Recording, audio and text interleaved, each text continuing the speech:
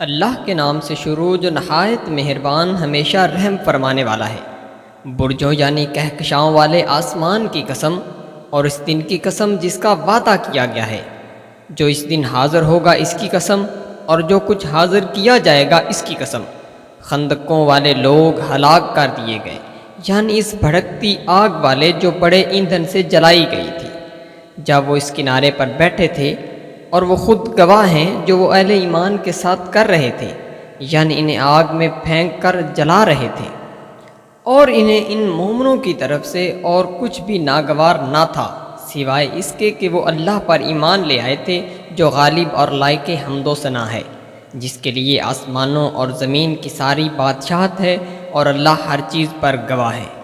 بے شک جن لوگوں نے مومن مردوں اور مومن عورتوں کو اذیت دی پھر توبہ بھی نہ کی تو ان کے لیے عذاب جہنم ہے، اور ان کے لیے بالخصوص آگ میں جلنے کا عذاب ہے۔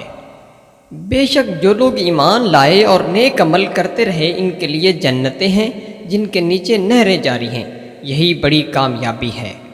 بے شک آپ کے رب کی پکڑ بڑی سخت ہے، بے شک وہی پہلی بار پیدا فرماتا ہے اور وہی دوبارہ پیدا فرمائے گا، اور وہ بڑا بخشنے والا اور بہت محبت فرمانے والا ہے۔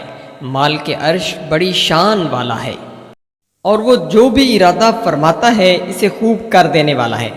کیا آپ کے پاس لشکروں کی کوئی خبر پہنچی ہے؟ فرعون اور سمود کے لشکروں کی؟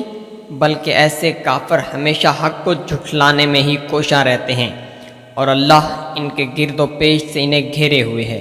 بلکہ یہ بڑی عظمت والا قرآن ہے جو لوح محفوظ میں لکھا ہوا ہے۔